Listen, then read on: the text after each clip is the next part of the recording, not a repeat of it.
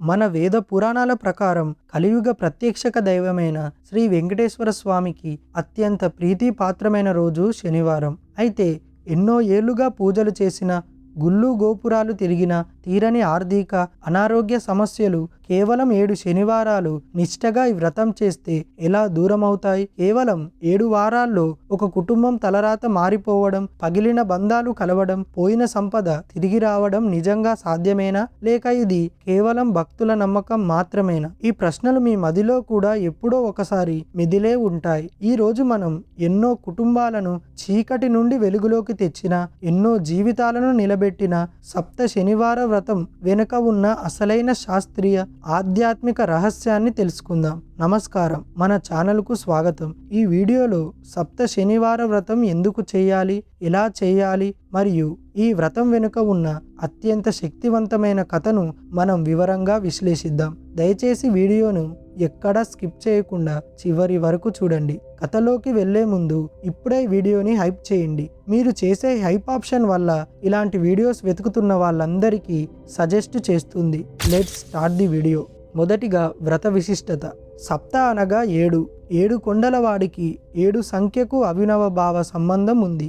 స్వామికి ఇష్టమైన 7 శనివారాలు ఒక సంకల్పాన్ని మనసులో ఉంచుకొని అత్యంత నిష్టగా చేసే వ్రతమే ఈ సప్త శనివార వ్రతం. హిందూ ధర్మ శాస్త్రాల ప్రకారం శని ప్రభావం వల్ల వచ్చే ఏలనాటి శని, అర్ధాష్టమ శని దోషాల నుండి ఉపశమనం పొందడానికి బాలాజీ ఆరాధన మించిన మార్గం లేదు. అటువంటి స్వామికి నివేదించే ఈ వ్రతం చేయడం వల్ల కలిగే ప్రధాన ప్రయోజనాలు ఇవి: తీరని అప్పుల బాధల నుండి విముక్తి, దీర్ఘకాలిక అనారోగ్య సమస్యల నుండి కోలుకోవడం, కుటుంబ సభ్యుల మధ్య ఉన్న మనస్పర్ధాలు తొలగిపోయి శాంతి నెలకొనడం, ఉద్యోగ వ్యాపార రంగాలలో స్థిరమైన అభివృద్ధి. ఈ వ్రతం ఒక క్రమశిక్షణను, మనసుపై నియంత్రణను నేర్పుతుంది.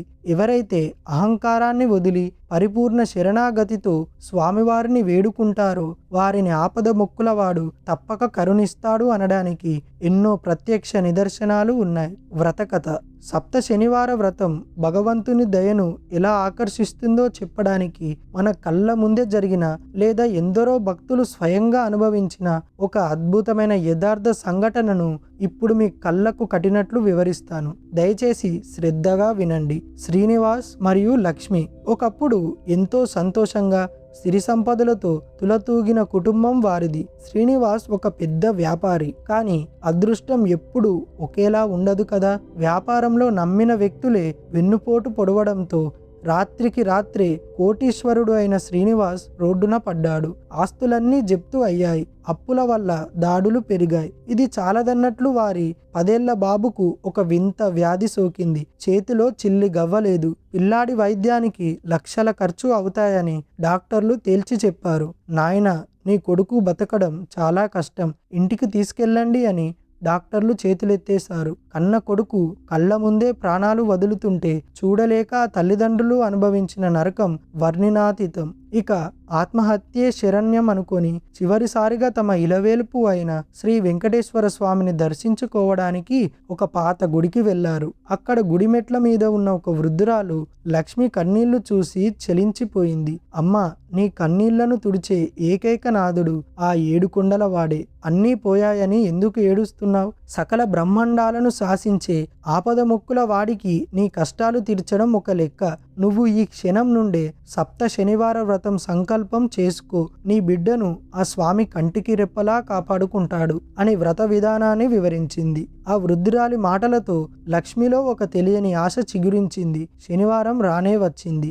ఇంట్లో తినడానికి సరైన తిండి కూడా లేదు. అయినా సరే భర్తతో కలిసి అత్యంత నిష్టగా తలస్నానం చేసి కొద్దిపాటు బియ్యంతోనే స్వామికి చలిమిడి, వడపప్పు నైవేద్యంగా చేసి మొదటి శనివార వ్రతం ప్రారంభించింది. తన కన్నీళ్లతోనే స్వామి పాదాలను కడిగింది. స్వామి, నా బిడ్డ ప్రాణాలు నీ చేతుల్లోనే పెడుతున్నాను, మమ్మల్ని కాపాడు తండ్రి అని ప్రాధేయపడింది. అలా 1 వారం 2 వారాలు గడిచాయి. 3వ శనివారం దద్దోజనం నైవేద్యం పెట్టి పూజ ముగించే సమయానికి అప్పటి వరకు స్పృహ లేకుండా పడుకున్న పిల్లాడు అకస్మాత్తుగా కళ్ళు తెరిచి అమ్మా, ఆకలి వేస్తుంది అని అడిగాడు. ఆ మాట వినగానే ఆ తల్లిదండ్రుల గుండెల్లో కొండంత ఆనందం.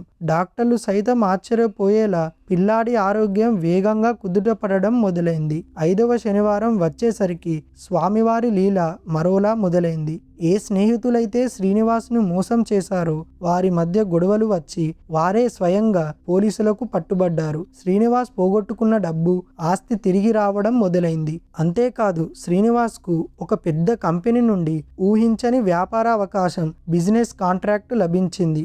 7వ శనివారం ఉద్యాపన రోజు రానే వచ్చింది. అప్పటికి కొద్ది వారాల ముందు ఆత్మహత్య చేసుకోవాలనుకున్న ఆ కుటుంబం ఇప్పుడు 10 మందికి అన్నదానం చేసే స్థాయికి చేరుకుంది. కొడుకు పూర్తిగా ఆరోగ్యవంతుడయ్యాడు. ఆ దంపతులు చేసిన వ్రత దీక్షకు, వారి అచంచలమైన నమ్మకానికి ఆ ఏడుకొండలవాడు కరిగిపోయాడు. ఏ చేతులతో అయితే కన్నీళ్లు తుడుచుకున్నారో అదే చేతులతో 10 మందికి ప్రసాదాన్ని పంచిపెట్టారు. చూసారా వీక్షకులారా, భగవంతుడికి కావాల్సింది కోట్లు ఖర్చు పెట్టి చేసే యాగాలు కాదు, నువ్వే దిక్కు అని నమ్మే ఒక స్వచ్ఛమైన కన్నీటి చుక్క. ఆ కన్నీటి చుక్కను తుడవడానికి ఆయన గరుడ వాహనం మీద పరిగెత్తుకుంటూ వస్తాడు. సప్త శనివార వ్రతం అనేది కేవలం ఒక పూజ కాదు, అదొక ప్రాణదాత, అదొక సంజీవని. నమ్మకంతో చేస్తే ఆ శ్రీనివాసుడు మీ ఇంట కొలువై ఉంటాడు. మరి ఎన్నో కుటుంబాలను కాపాడిన ఈ సప్త శనివార వ్రతాన్ని ఎలా ఆచరించాలో ఇప్పుడు వివరంగా తెలుసుకుందాం. ఈ వ్రతాన్ని ఏ మాసంలోనైనా ప్రాయస లేకుండా శుక్లపక్షంలో వచ్చే మొదటి శనివారం రోజు ప్రారంభించడం ఉత్తమం. వ్రత నియమాలు: శుచి మరియు నిష్ఠ. వ్రతం ఆచరించే 7 వారాలు మాంసాహారం, మద్యం పూర్తిగా మానేయాలి. బ్రహ్మచార్యం పాటించాలి. శారీరక శుచితో పాటు మానసిక శుచి. ఎవ్వరి పట్ల ద్వేషం, కోపం లేకుండా ఉండటం చాలా ముఖ్యం. ఉపవాసం: శనివారం పగలు మొత్తం ఉపవాసం ఉండి సాయంత్రం నక్షత్ర దర్శనం అయిన తర్వాత స్వామికి పూజ చేసి ప్రసాదాన్ని మాత్రమే స్వీకరించాలి. అనారోగ్యంతో ఉన్నవారు పాలు, పండ్లు తీసుకోవచ్చు. పూజా విధానం: శనివారం ఉదయాన్నే తలస్నానం చేసి ఇంటిని, పూజా మందిరాన్ని శుభ్రం చేసుకోవాలి. ఒక పీటపై ఎర్రటి లేదా పసుపు పచ్చని వస్త్రాన్ని పరిచి శ్రీ వెంకటేశ్వర స్వామి లేదా పద్మావతి సహిత శ్రీనివాసుని పటాన్ని ప్రతిష్ఠించాలి. స్వామివారిని తులసి దళాలు మరియు సుగంధ పుష్పాలతో అలంకరించాలి. ఒక పసుపు దారానికి 7 ముడులు వేసి దానిని స్వామి పాదాల వద్ద ఉంచి పూజించాలి. స్వామివారి అష్టోత్తర శతనామవాలి లేదా విష్ణు సహస్రనామం పాటించాలి. కుదరని వారు ఓం నమో వెంకటేశాయ అనే మంత్రాన్ని 108 సార్లు జపించాలి. స్వామివారికి 7 వారాలు ఏ నైవేద్యం సమర్పించాలి. మొదటవ వారం చలిమిడి, వడపప్పు, పానకం. 2వ వారం మిరియాల పొంగలి. 3వ వారం దద్దోజనం. 4వ వారం పులిహోర. 5వ వారం చక్కెర పొంగలి లేదా పాయసం. 6వ వారం గారెలు మరియు కొబ్బరి. 7వ వారం పూర్ణాలు లేదా బొబ్బట్లు. 7వ వారం పూజ పూర్తయిన తర్వాత ముత్తైదువులకు పసుపు కుంకుమలు, తాంబూలం ఇవ్వడం మరియు పేదలకు అన్నదానం చేయడం వల్ల వ్రత ఫలం రెట్టింపు అవుతుంది. చాలా మంది భక్తులకు ఈ వ్రతం ఆచరించే సమయంలో కొన్ని ముఖ్యమైన సందేహాలు వస్తుంటాయి. ఏ చిన్న పొరపాటు జరిగినా వ్రతఫలం దక్కదేమో అని భయపడుతుంటారు. మీ మనసులో ఉన్న అలాంటి ప్రధానమైన సందేహాలను ఇప్పుడు నివృత్తి చేసుకుందాం. ఆడవారికి నెలాసరి వచ్చినా లేదా ఇంట్లో ఎవరైనా చనిపోయినా, సూతకం వచ్చినా ఈ వ్రతాన్ని ఏం చేయాలి? మధ్యలో ఆగిపోతే మళ్ళీ మొదటి నుండి ప్రారంభించాలా? దానికి మీరు అస్సలు కంగారు పడవలసిన అవసరం లేదు. వ్రతం మధ్యలో ఆటంకం వస్తే ఆ వారం పూజను ఆపేసి ఆ ఆటంకం తొలగిపోయిన తర్వాత వచ్చే శనివారం నాడు ఎక్కడైతే ఆపామో అక్కడి నుండే లెక్కను కొనసాగించవచ్చు. ఉదాహరణకు మీరు 3 వారాలు చేసి ఆపితే మళ్ళీ మొదటి నుండి కాకుండా 4వ వారం పూజను కంటిన్యూ చేయవచ్చు. స్వామివారికి కావాల్సింది మీ భక్తి, మీ నిష్ఠ మాత్రమే. ఈ వ్రతాన్ని కేవలం పెళ్ళైన వారు లేదా కుటుంబ సమస్యలు ఉన్నవారు మాత్రమే చేయాలా? విద్యార్థులు, వివాహం కాని వారు చేయవచ్చా? ఖచ్చితంగా చేయవచ్చు.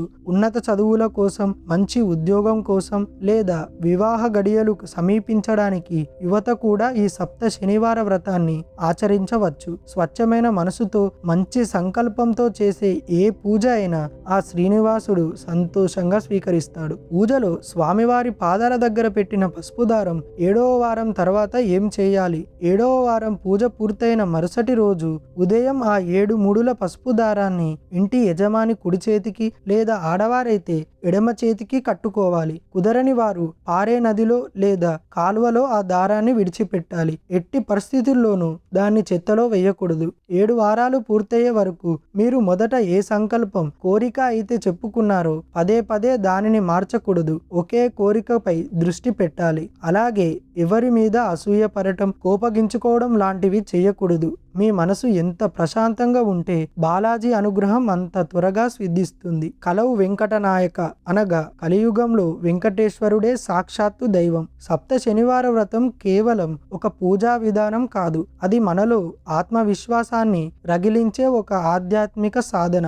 ఎన్నో కుటుంబాలు చీకటి అంచుల్లో ఉన్నప్పుడు ఈ 7 శనివారాల దీక్ష వారికి కొండంత అండగా నిలబడి వారి జీవితాల్లో వెలుగులు నింపింది. సమస్యలు వస్తున్నాయని కృంగిపోకుండా మన వంతు ప్రయత్నం మనం చేస్తూ కర్మఫలాన్ని ఆ శ్రీనివాసుడికి వదిలేస్తే ఆయన 7 కొండలు దిగివచ్చి మనల్ని రక్షిస్తాడు అనడంలో ఎటువంటి సందేహం లేదు. మీకు కూడా జీవితంలో తీరని సమస్యలు ఉంటే ఒకసారి పరిపూర్ణమైన నమ్మకంతో ఈ సప్త శనివార వ్రతాన్ని ఆచరించి చూడండి. ఆ బాలాజీ కరుణ మీ కుటుంబంపై ఎల్లప్పుడూ ఉండాలని మనస్ఫూర్తిగా కోరుకుంటున్నాను. మీకు ఈ వీడియోలోని సమాచారం ఉపయోగకరంగా అనిపించినట్లయితే దయచేసి లైక్ బటన్ ప్రెస్ చేయండి. సమస్యలతో ఉన్న మీ స్నేహితులకు, బంధువులకు ఈ వీడియోని షేర్ చేయడం ద్వారా వారికి ఒక మంచి మార్గాన్ని చూపించిన వారు అవుతారు. ఇలాంటి మరెన్నో లోతైన ఆధ్యాత్మిక విశ్లేషణలు, ధర్మ సందేహాల నివృత్తి మరియు భారతీయ సంస్కృతికి సంబంధించిన అద్భుతమైన వీడియోల కోసం మన ఛానల్ను వెంటనే సబ్స్క్రైబ్ చేసుకోండి. పక్కనే ఉన్న బెల్ ఐకాన్ని ఆల్లో పెట్టుకోండి. తద్వారా మన కొత్త వీడియోల నోటిఫికేషన్స్ మీకు వెంటనే వస్తాయి. స్వామివారి పట్ల మీకున్న భక్తిని చాటుకోవడానికి కామెంట్ సెక్షన్లో ఓం నమో వెంకటేశాయ లేదా గోవింద గోవింద అని కామెంట్ చేయండి. మరో అద్భుతమైన ఆధ్యాత్మిక వీడియోతో మళ్ళీ కలుద్దాం. అంతవరకు సెలవు. నమస్కారం.